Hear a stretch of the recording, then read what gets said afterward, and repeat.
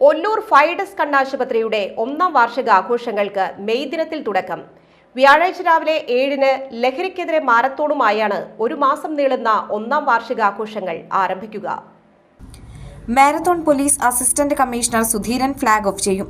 വാർഷികത്തോടനുബന്ധിച്ച പൊതുയോഗം 19 രാവിലെ 9-ന് ചേരും. മന്ത്രി കെ രാജൻ ഉദ്ഘാടനം ചെയ്യും. നിർധനരായ ഒരാൾക്ക് സൗജന്യ തിമിര ശസ്ത്രക്രിയ, 5 പേർക്ക് സൗജന്യ കണ്ണട വിതരണം, നേത്രദാന സമ്മതപത്രം കൈമാറൽ എന്നിവ ചടങ്ങിൽ നടക്കും.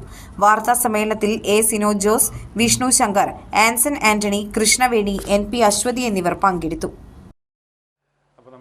ഫൈഡസ് കണ്ണാശുപത്രി ആരംഭിച്ചിട്ട് ഒരു വർഷം തികയാണ്. മെയ് 19-നാണ് നമ്മൾ ആരംഭിച്ചത്. കഴിഞ്ഞ വർഷം ഒരു വർഷം തികയാണ്. അപ്പോൾ അതിൻ്റെ ഭാഗമായിട്ട് നമ്മൾ മെയ് മാസം മുഴുവനായിട്ട് ഒരു സൗജന്യ നേത്ര പരിശോധന ആരംഭിക്കുന്നുണ്ട്. അപ്പോൾ അതിൻ്റെ വാർഷിക ആഘോഷങ്ങൾ നമ്മൾ ആരംഭിക്കുന്നത് മെയ് 1-ാം തീയതിയാണ്. ലഹരിക്കെതിരെയുള്ള മാരത്തോണോട് കൂടിയിട്ടാണ് നമ്മളത് ആരംഭിക്കുന്നത്. അപ്പോൾ നമ്മുടെ ഒല്ലൂർ ACP സുധീരൻ സാറാണ് നമുക്കത് ഫ്ലാഗ് ഓഫ് ചെയ്യുന്നത്. കാലത്ത് 7 മണിക്ക് 1-ാം തീയതി കാലത്ത് 7 മണിക്ക് മാരത്തോൺ ആരംഭിക്കും.